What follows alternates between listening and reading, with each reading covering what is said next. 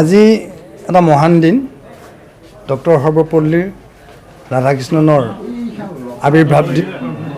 আজি এই দিনটোত তেখেতৰ জন্ম হৈছিল আৰু এই দিনটোত যেহেতু শিক্ষক দিৱস হিচাপে পালন কৰি আহিছে চৰকাৰে, গতিকে আমিও দৰঙী কলাকৃষ্টি উন্নয়ন সংঘই আজি এই পবিত্ৰ দিনটোত দৰং ওদালগুৰি জিলাৰ প্ৰায় 28গৰাকী অৱসৰী কৃতি শিক্ষক, যিসকল শিক্ষকে সমাজসেৱা, সাহিত্য সেৱা আদি বিভিন্ন পৰ্যায়ত তেখেতসকলে শিক্ষকতাৰ বাহিৰেও কাম কৰি আছে, তেনেকুৱা আমি কিছু শিক্ষকক নিৰ্বাচন কৰি গুৰু বৈভৱ উপাধি আমি আজি প্ৰদান কৰিলোঁ।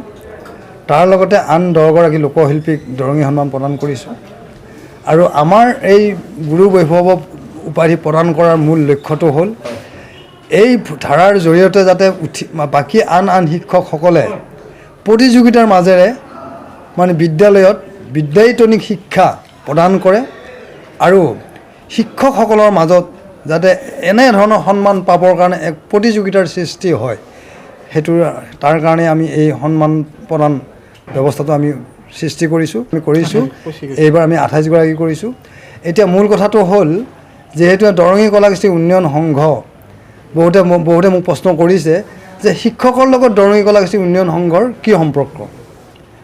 এতিয়া মেইন কথাটো হ'ল যে শিক্ষকতা জীৱন আৰম্ভ কৰিও শিক্ষক হৈও কৃষ্টি সংস্কৃতি অব্যাহত ৰখা শিল্পী আমাৰ মাজত যথেষ্ট আছে।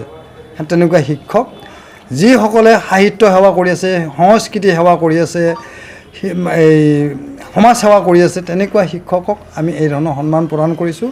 আমাৰ উদ্দেশ্য এটাই যে শিক্ষকসকলো শিক্ষকতাৰ জৰিয়তে সংস্কৃতিক আগুৱাই নিছে। গতিকে আমাৰ শিল্পীসকল তেখেতসকলে আদৰ্শৰে অনুপ্ৰাণিত হওক, এই ধৰণৰ কথাৰে আমি আগবাঢ়িছোঁ। আৰু মই আশা কৰিছোঁ যে এই পৰম্পৰা বা এই ধাৰাটো দৰঙী কলাকৃষ্টি উন্নয়ন সংঘত আহি থকা দিনত অব্যাহত ৰাখক। ইয়াতকৈও ভাল অনুষ্ঠান অনুষ্ঠিত কৰি শিল্পীসকলক সংগঠিত কৰাৰ এক ব্যৱস্থা কৰক। আৰু আমি যিহেতু অকণমান কিছুদিনৰ কাৰণে সাধাৰণ সম্পাদক পদৰ পৰা আমি অকণমান অব্যাহতি ল'ম, গতিকে ইয়াৰ পিছত নতুন সভাপতি, নতুন সাধাৰণ সম্পাদকে দায়িত্ব ল'ব। তেখেতসকলে নতুন পৰিকল্পনাৰে নিশ্চয় আগবাঢ়িব, কাৰণ বিভিন্ন বঁটা আছে আমাৰ ইয়াত। মানে পাৰংগত উপাধি আমি প্ৰদান কৰোঁ, আমি দৰঙী শিৰোমণি বঁটা প্ৰদান কৰোঁ, সংবাদ শিৰোমণি প্ৰদান কৰোঁ, তাৰপিছত দৰং জ্যোতি প্ৰদান কৰোঁ। এই আটাইখিনি ব্যৱস্থা বৰ্তমানৰ যিখন কমিটি আমাৰ গঠন হ'ল নতুনকৈ, সেইসকলে অলপ পৰিকল্পিতভাৱে আগবঢ়াই নিব লাগিব। গতিকে মই আশাবাদী তেখেতসকলে নিশ্চয় এইটো কৰিব, ভাল কাম কৰিব। আৰু মই শিল্পীসকলকো দৰঙী কলাকৃষ্টি উন্নয়ন সংঘৰ সৈতে অধিক উৎসাহেৰে সম্পৃক্ত হ'বৰ কাৰণে আহ্বান জনাইছোঁ। এইটো আপোনাৰ অন্তিম অনুষ্ঠান।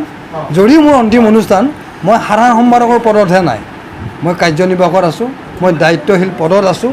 গতিকে মই মোৰ দায়িত্ব মই পালন কৰিম। যদি এক্সিকিউটিভে মোক দায়িত্ব দিয়ে বা মোক বিচাৰে সেইমতে কৰিম, কিন্তু সভাপতি হিচাপে মোৰ যিটো গতানুগতিক কাৰ্য, যিখিনি মোৰ কাম, সেইখিনি মই